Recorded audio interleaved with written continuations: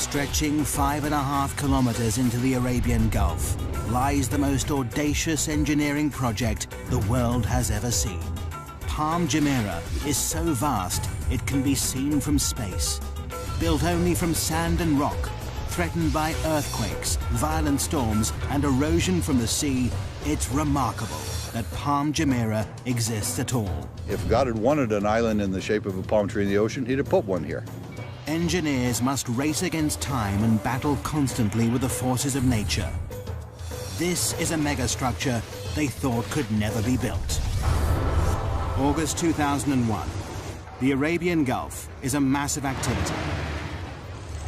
Dubai is building one of the biggest man-made islands in the world. Engineers have a daunting task ahead of them because this is a construction like no other. All structures stand in defiance of nature. Most are built from concrete and steel, materials that are artificially strengthened. But this massive island is being constructed out at sea, using only natural materials, sand and rock.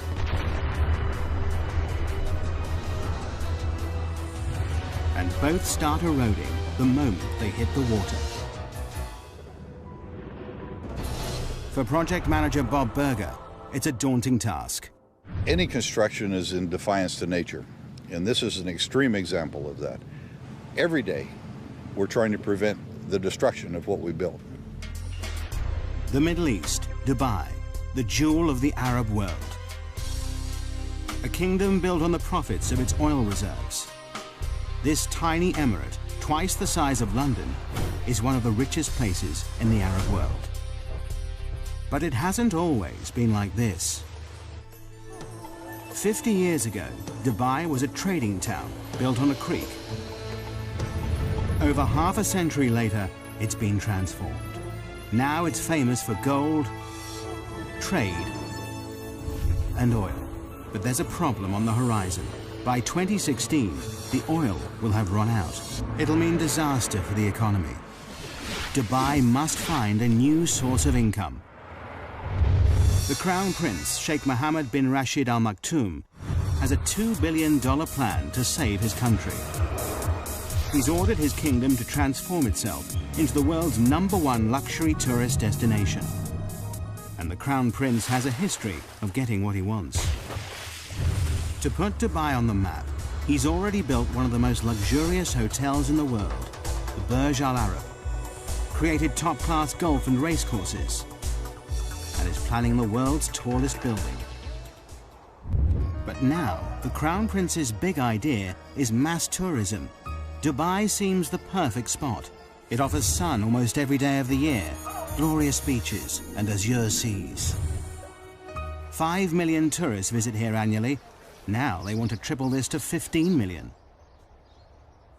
But there's a problem. The coastline is a mere 72 kilometers long. Not enough space for all these extra people. But how do you make your coastline longer? The Crown Prince's plan is to build a massive island, and he wants it done by 2006. This daunting task falls to Sultan Ahmed bin Sulayman. Starting with a blank piece of paper, he draws a circular island. He's delighted. It increases the coastline by 7 kilometers. But for the Crown Prince, it's nowhere near enough. He looked at it was a circular island, which gave us about 7 kilometers of beaches.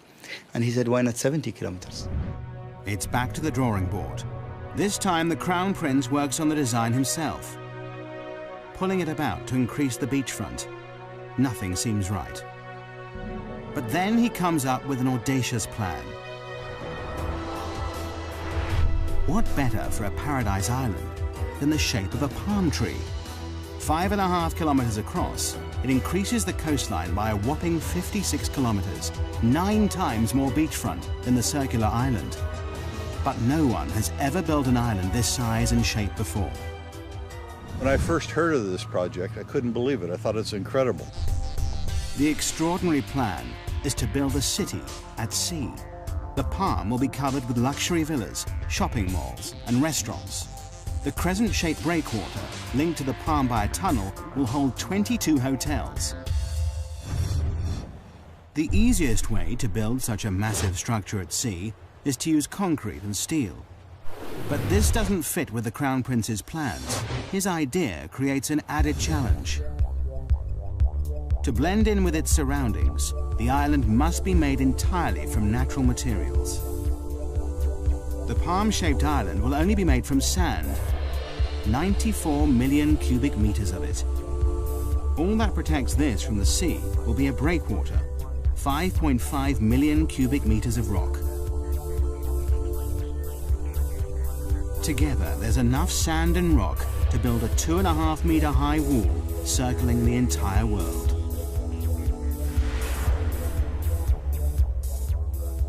This may be the only place in the world where something like this could be done, to have the vision and then the courage to carry it through. To make this audacious plan a reality, Dubai needs the best engineers on the planet. A worldwide search leads to Northern Europe and Holland. Experts in land reclamation, the Dutch have increased Holland's landmass by 35%. The Dutch team are immediately booked for the job. The first thing they must prove is that it's possible to build an island out in the Arabian Gulf and that it'll stay there. They know the only way to keep the island in position is to surround it by a breakwater. But just how big does this sea defense need to be? To find out, researchers must calculate the strength of Dubai's storms, the height of the waves and tidal surges, and what effect global warming will have in raising the sea level.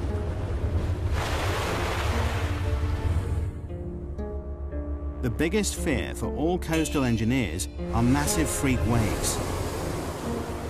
These waves build up over long distances, pushed by persistent winds and large currents. They destroy nearly everything in their path. But the island builders are lucky. The research team has worked out that the Arabian Gulf is the perfect place to build this megastructure. On average, the Gulf is only 30 meters deep, and it's only 160 kilometers wide. It's too short and too shallow for catastrophic waves to build up. But the team know they will get Shamal storms. Every winter, these intense northerly storms bring high winds and 2-meter waves that will batter the structure. Researchers must also factor in the worst-case scenario, the storm that hits once in 100 years.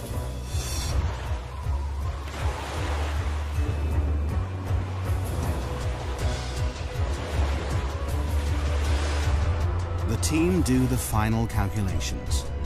To protect this fragile island, the breakwater must be at least 3 meters high above the waves and 11.5 kilometers long.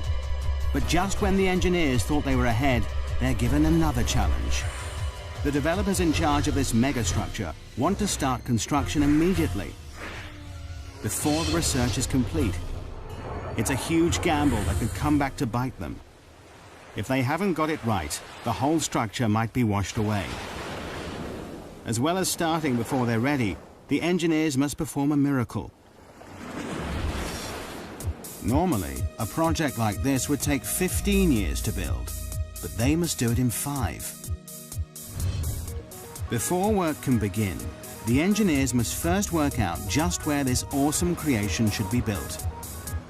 The job falls to one man, project manager Bob Berger. Of course, one of the problems we have working in the sea is that there's no place to put stakes. Don't know where this project is going to go.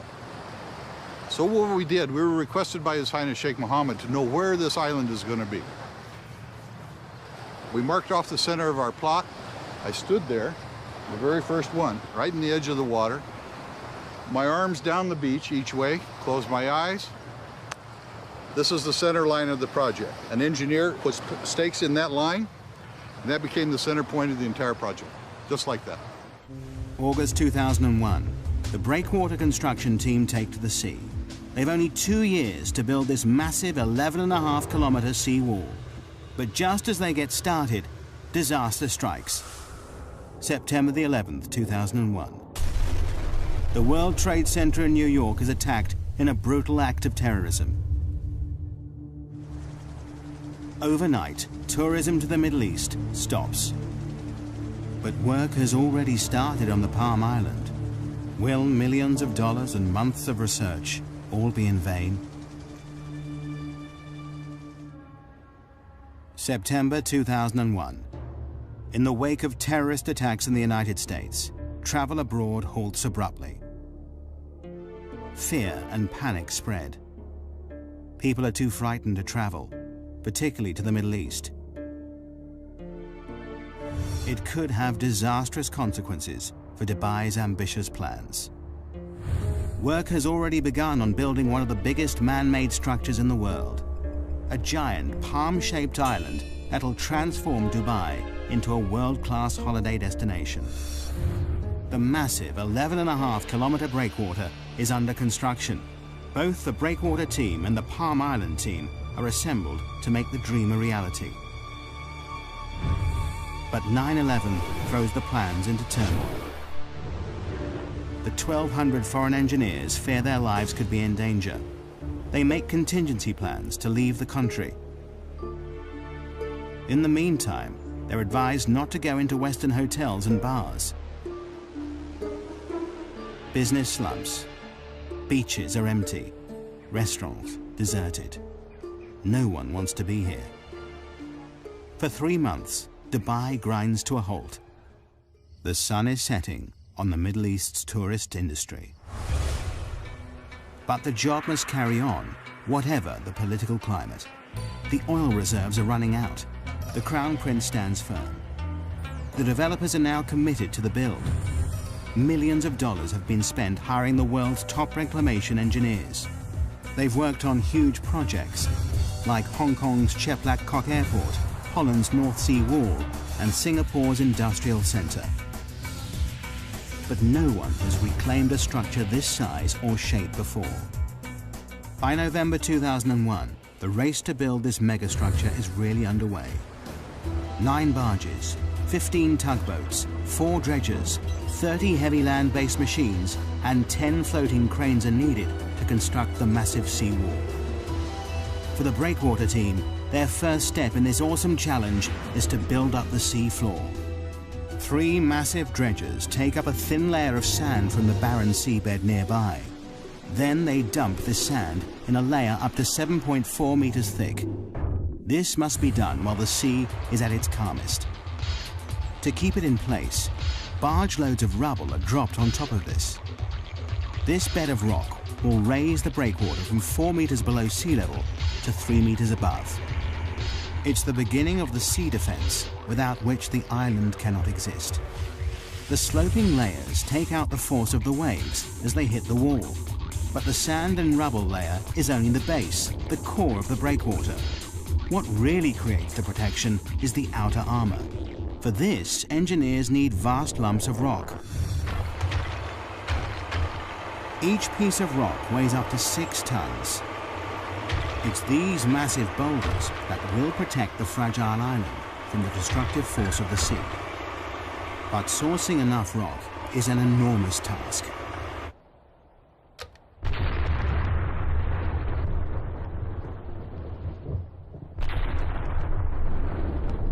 Excavation teams spring into action in 16 quarries across the United Arab Emirates. The 11.5-kilometer breakwater needs a lot of rock. 5.5 million cubic meters of the stuff, enough to build 2 Egyptian pyramids.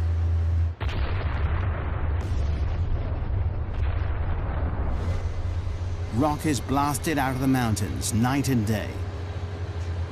Loaded onto dozens of lorries, it begins the arduous journey to the coast. Here, the rocks are immediately piled onto barges and shipped straight to the construction site. It takes less than 24 hours for each rock to travel from quarry to breakwater. 24/7, this floating conveyor belt delivers up to 40,000 tons of rock per day, nearly the same weight as 2 aircraft carriers. The density, size, strength, and permeability of each boulder is crucial. This stone wall must last for centuries. There's no concrete or steel holding these rocks in place. These vast boulders are not just dumped in position, graded by size and weight, it's the sheer volume that keeps them here. Positioned by cranes, each rock must interlock with the next to withstand the full force of the sea. Constant checks are needed to ensure the breakwater is in the right place and the rocks are stable. The only sure way to do this is to send in divers to pinpoint and check every meter of it. Nothing about this megastructure is left to chance. Any movement could cause the rock to crack and the wall to disintegrate, leaving the whole project vulnerable. A detailed study of the breakwater rocks below the water is noted. Divers are looking for signs of fatigue on these 6-ton boulders. Their fear is that some will have splintered or been knocked out of place by strong waves when they were put here. Every 27 meters, a diver surfaces to record the location of the rocks they're checking. The reading is taken from a man based on land, but so far this section of the breakwater stands firm. January 2002. 6 months after work began, a large section of breakwater stands proud 4.5 kilometers out at sea. For everyone involved, it's an exciting time as the dream becomes reality. When the first breakwater came up, of course, we all went out there. We had to stand on it. This tiny little precipice of rock in the middle of the ocean, and look back at Dubai and say that this is the beginnings of our job. It's a momentous achievement for the team, but there's still over 10 kilometers of this vast sea wall to build. The engineers are jubilant, but their happiness is short-lived. Winter is closing in. With a schedule of only 2 years to complete the breakwater, the last thing anyone needs is a delay. Winter in the Middle East brings shamals, great storms with winds of up to 56 kilometers per hour. Wind shifts are sudden, whipping up the sea, bringing torrential rain, violent thunderstorms, or blinding dust storms. On land, little can move. Out at sea, things are even worse. Massive waves batter the boats that need dead calm water to place the sand and rock with pinpoint accuracy. We had to seek shelter in the very little shelter that we had built. Engineers planned for the bad weather, but the storms of March 2002 are worse than they feared. Everybody crowding around trying to protect themselves from the storms. The boats find shelter, but more worryingly, will the breakwater hold? It's a nail-biting time. Over the next 3 weeks, the storms are relentless. All the engineers can do is watch and wait. The breakwater stands firm, but the schedule is slipping. The construction team is 3 weeks behind, and the pressure is immense. Every second counts. It's vital that the fragile sand island has protection. Only when a 550-meter-long section of breakwater is built can the Palm Island begin to rise above the sea. But the schedule is desperately tight. The entire megastructure must be complete by 2006. They have 2.5 years to create the island and breakwater, and just 2 years to build the city on it. The only way to meet the deadline is for both the breakwater and the island to be built at the same time. It's not an ideal situation. It will mean that throughout the build, the Palm Island will have the bare minimum of protection from the sea. But the engineers have no choice. The deadline is set. While the second team building the island wait for the protective breakwater to be built, they keep ahead of schedule by laying the sand foundations below sea level. But now, 8 months after construction began, they are desperate to break the surface. Finally, April 2002, the first 550-meter section of the breakwater rises 3 meters above the sea. At last, the builders of the Palm can step up the action and bring the island above sea level for the first time. To complete this massive island, Team 2 has the awesome task of finding 94 million cubic meters of sand to create their island, enough to cover the whole of Manhattan 1 meter deep. It's an enormous job in itself, but finding the right sand is an added headache. Dubai has more sand than it could ever need, but there's a problem. Desert sand is the wrong material for the job. It's too fine. The particles won't cling together. It means that the vast sand island would simply wash away. The engineers must look elsewhere. The best sand for the job is found 6 nautical miles out at sea. This sand is much more suitable. It's coarse, packs densely, and is more resistant to wave impact. They will dredge sand from the Gulf seabed. And there is an added benefit. The dredgers will spend less time transporting the material to the construction site. In just 3 hours, a dredger travels to and from the site, scoops up the sand, and sprays it into position. It works a 5 square kilometre area, dredging up the top metre of the sea floor. It takes less than an hour to fill the 8,000-ton tank with sand. The sand is then pumped through a pipe and sprayed into place at 10 meters per second, enough to fill an Olympic swimming pool in 4 minutes. The process is called rainbowing. The island construction team work round the clock to keep to the tight schedule. Night and day, the island grows bit by bit. The rainbowed sand builds into a sandbar, rising up to 4 meters out of the water. But for the engineers, there are mixed feelings. Is the shape of the island progressing as planned? There's great excitement, and there was great anticipation and a little bit of fear. Is it in the right place? With doubt cast over the construction, Dubai has a trick up its sleeve. 676 kilometers up in space. Dubai has access to the only privately owned satellite in the world. It's so powerful, it rivals those of the Russian and US military. The satellite, IKONOS, orbits the Earth, taking pictures that prove the island is totally on track, so far. It also means the Crown Prince can keep a close eye on his pet project.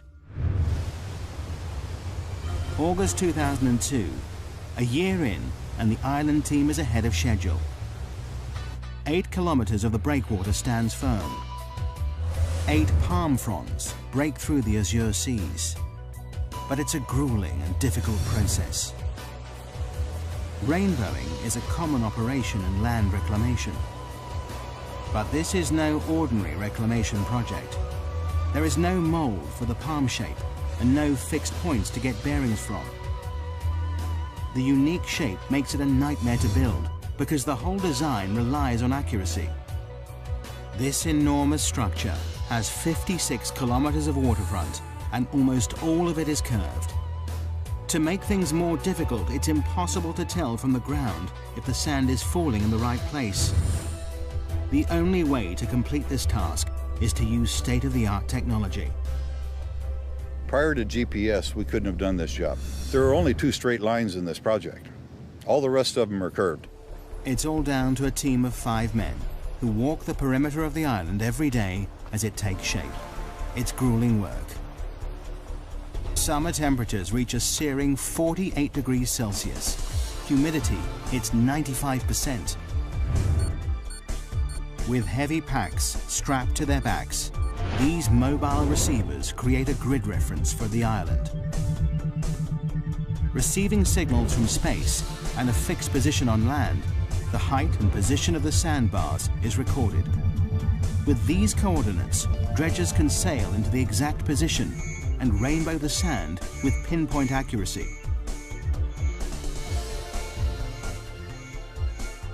Only by using state-of-the-art GPS technology can this awesome megastructure take shape.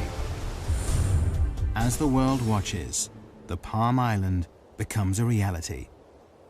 At the same time, faith in this tiny emirate is restored. Post 9/11, Dubai emerges as a safe haven in the Middle East. The beaches fill up again.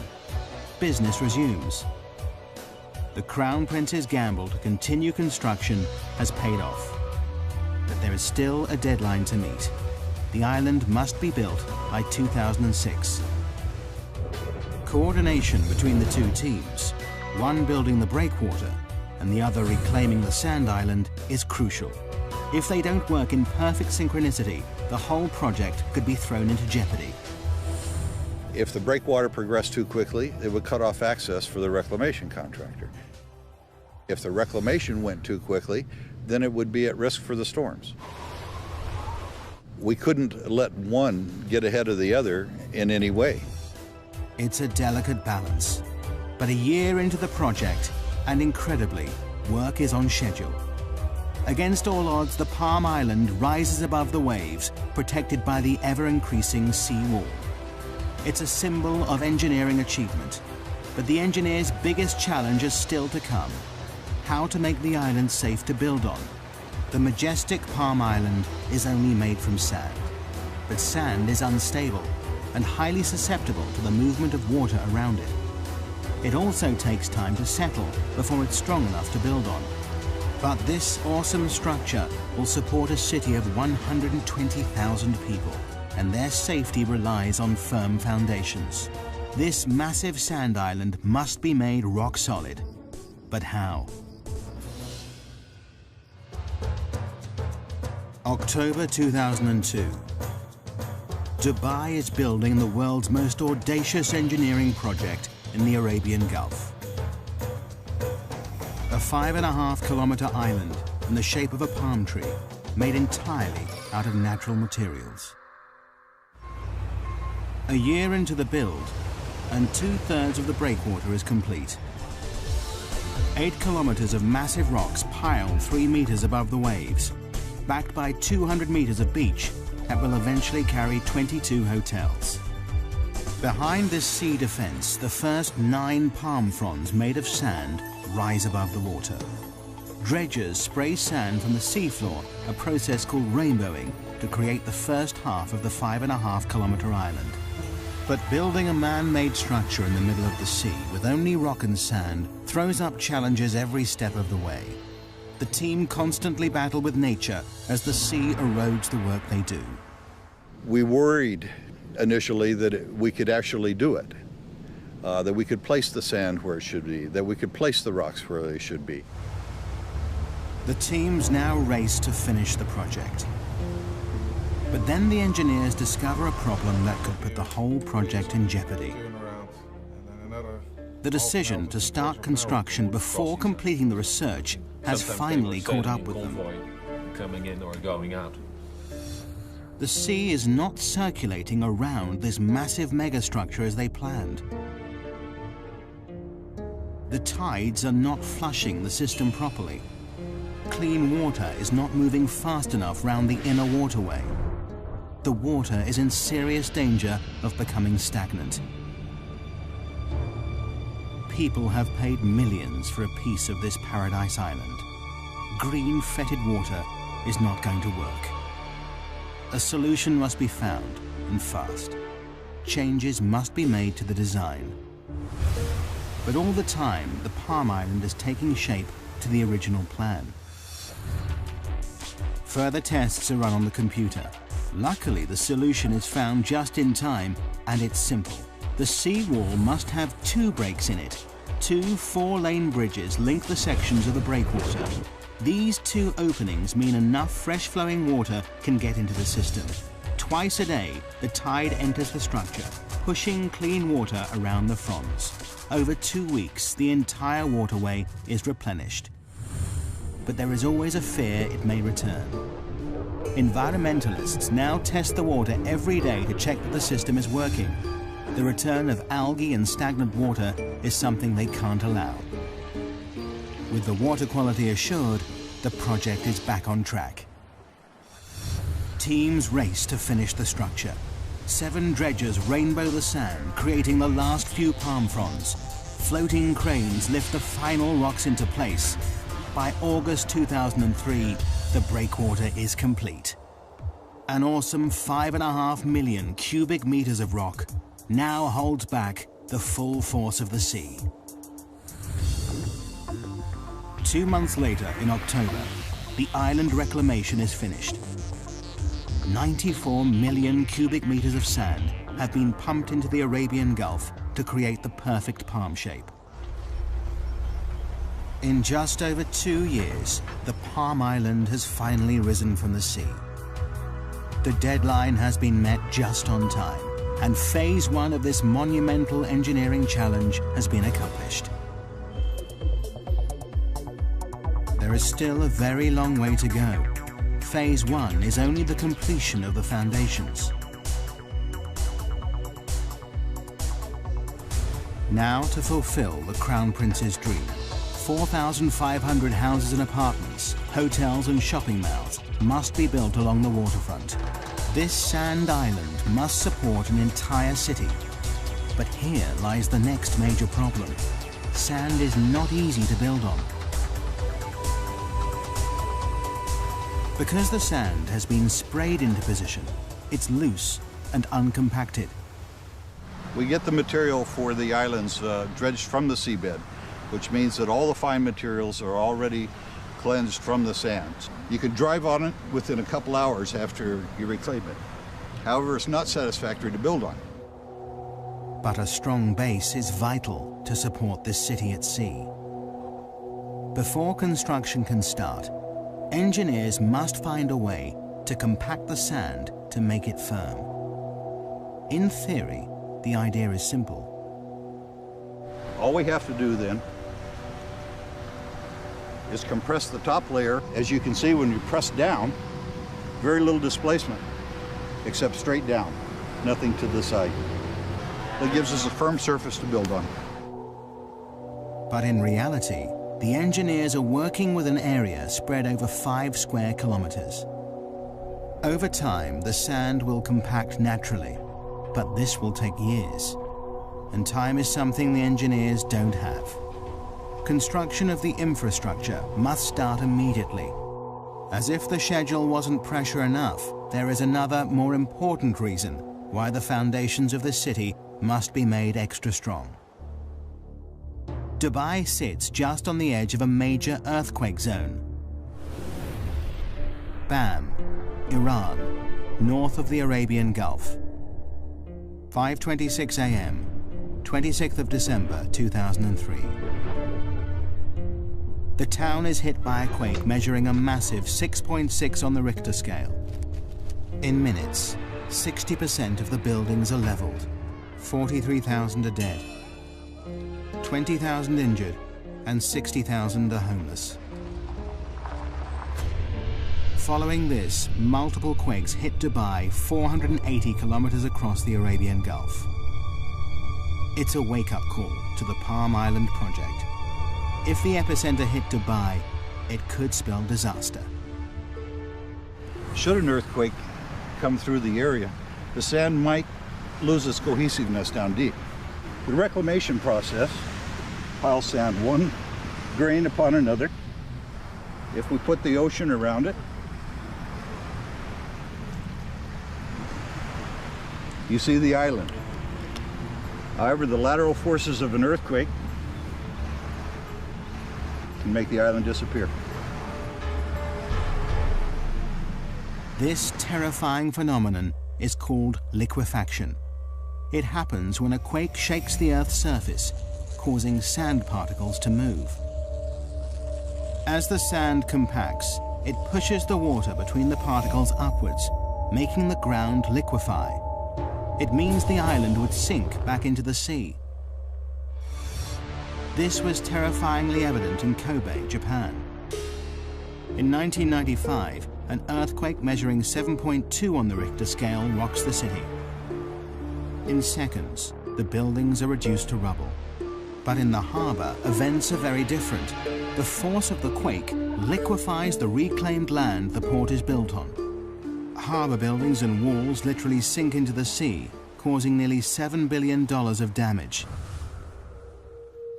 It's something they can't risk in Dubai. Before any houses can be built, Palm Jumeirah must be made strong enough to prevent it from liquefaction. The team work out they need to compact a layer of sand 12 meters deep, too deep to compact by normal road roller. The only solution is a process called vibrocompaction. January 2004, 15 machines work around the clock to firm up the land. Probes drill over 200,000 holes into the ground across the surface of the island. High-pressure water and air drives each probe deep into the earth. This shaft then vibrates, shaking the ground around it. the earth is compacted. It's a tried and tested formula. As the sand compacts and sinks, more sand is poured in until the area around the probes is rock solid. It takes the team 8 months to stabilize the 17 palm fronds, but it has to be done to ensure the safety of 120,000 people who will live and work here. March 2004, 2.5 years into the project, and Palm Jumeirah is ready to become a building site.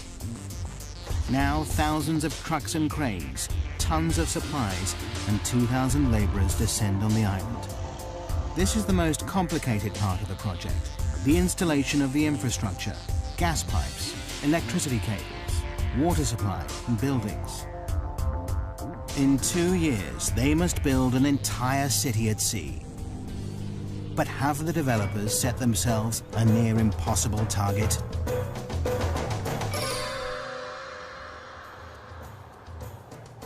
January 2005.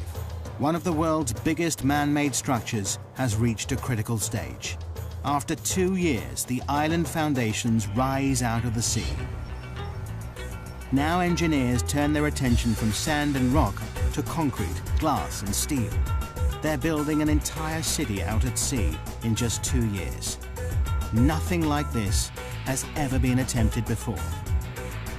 For project manager Scott Hutchinson, building the apartments is a massive logistical nightmare. I've probably worked on 3 or 4 other billion-dollar projects before, but this is without a doubt the biggest and the most complex that I've ever seen. And I can't imagine other projects being any more complex than this.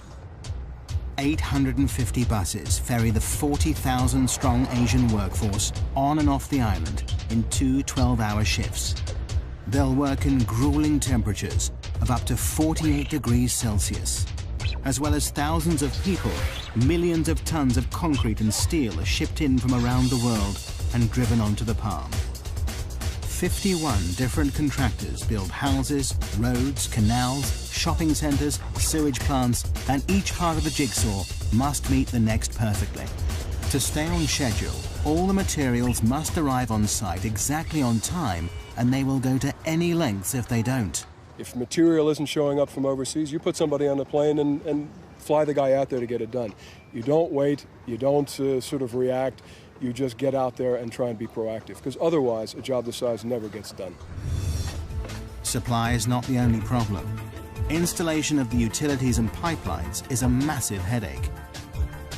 Miles and miles of gas and water pipelines need to be laid across many different parts of the construction site. Munir Haidar, head of the technical team, knows that on a job this size, a good plan is vital.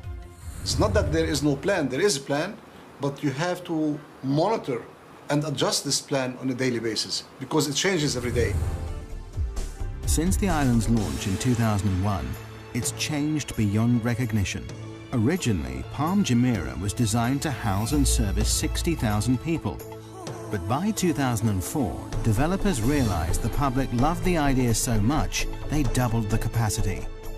Everybody's changing their requirements, and you have to learn to react very quickly to that. And in Dubai, things move quickly. The pressure is on.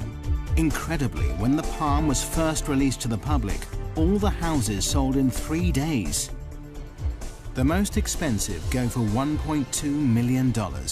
David Beckham and the England football team are amongst the owners.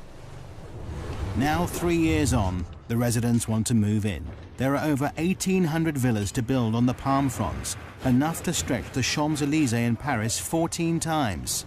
The delivery date looms nearer, and many of the houses are still at ground level. The schedule is slipping, but the Crown Prince has promised the world a luxury location by 2006. The deadline must be met. To add to the pressure, the design of the palm trunk gets more elaborate every year. This 1.6-kilometre stretch will carry at least 8,000 villa and apartment complexes, 220 shopping malls and restaurants, and the developers are still threatening more. A new plan is the 36-story Palm Tower, more space for shops, restaurants, and 450 deluxe apartments. But all this extra development comes at a price. The deadline for the trunk has slipped to 2008. Well, I guess one of the best parts about it is that when you get frustrated of all the challenges and the paperwork and the meetings and everything that goes with building a project like this, you come outside, you see the sunset, you see the sea, and you really realize not only is it an amazing project, but it's an amazing setting. But this awesome setting creates hidden problems for the engineers. With Phase 1 complete, the island reclaimed, the Palm now faces its biggest enemy, the environment. Nature will permanently try to destroy anything built in its way. The bigger the megastructure, the bigger the problem. From the start of construction, there has been one issue engineers know they will face: the problem of erosion. All beaches are constantly affected by waves, but with a man-made island, the problem is exaggerated. These beaches are not naturally replenished with sand by the sea. If nature won't do it, someone has to. Otherwise, the whole island will be washed away.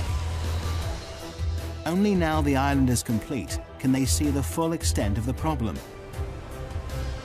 Engineers have studied every meter of the Palm's 56-kilometre coastline, analysing the effect the waves have on its shape. The results show the sand is gradually being washed away in some places and built up further along the structure. Left unchecked, the beaches will no longer be straight, and Paradise Island will fail. But the engineers are confident that through constant maintenance, they can keep the intricate palm shape.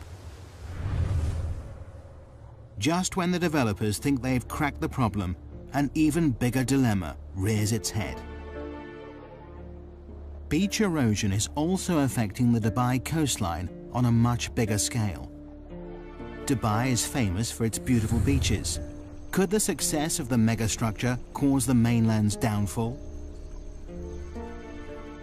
Normally, the currents evenly push the sand along the coastline, keeping the beach straight.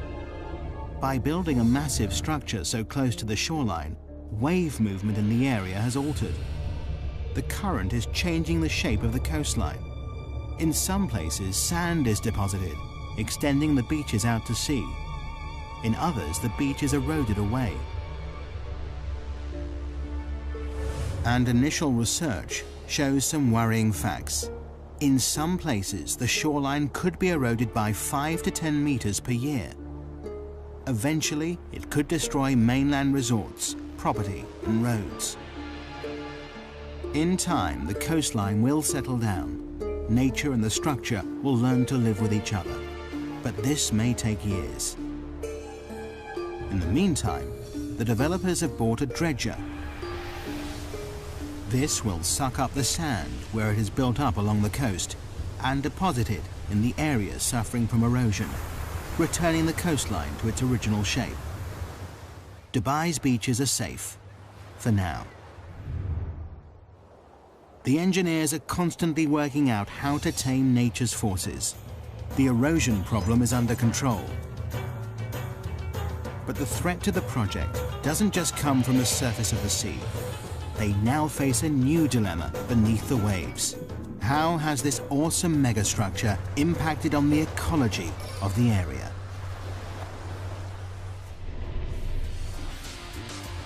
August 2005. 4 years after the Palm project started, this audacious island stamps its mark on Dubai's coastline.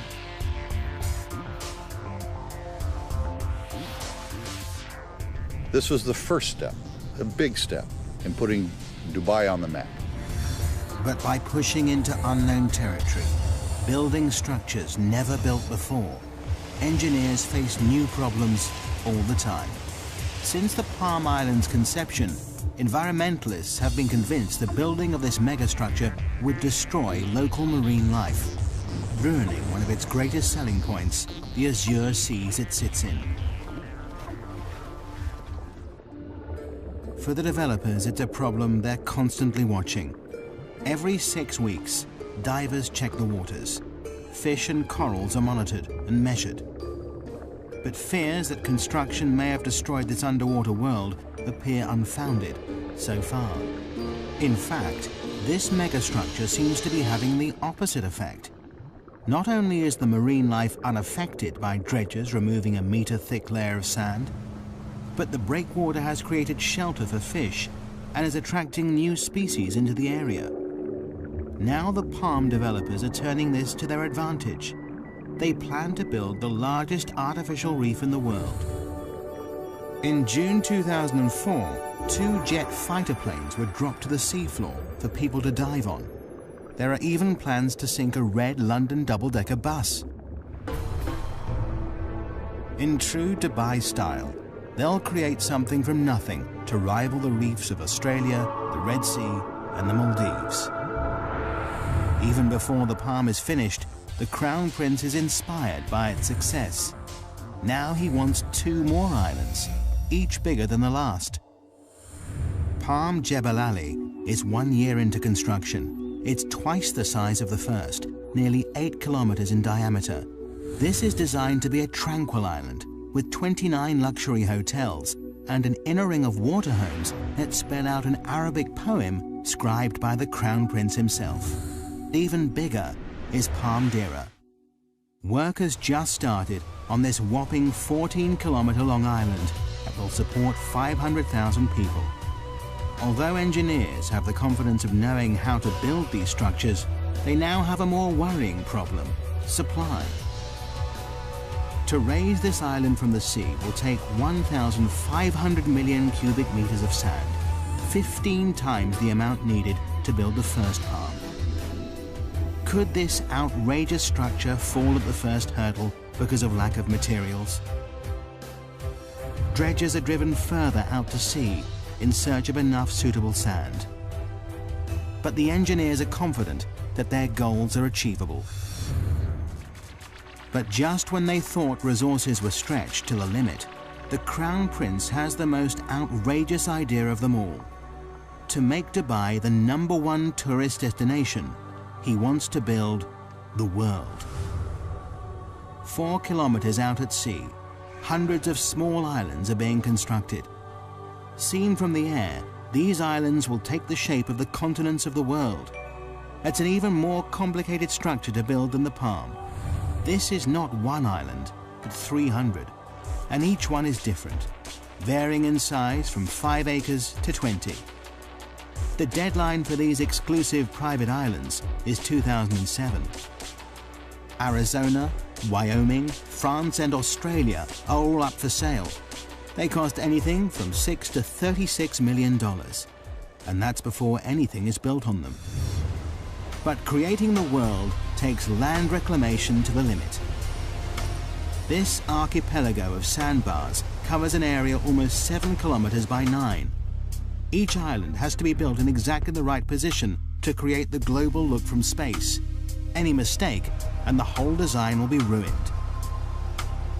The Palm Island put Dubai on the map. Now the world puts the map on Dubai.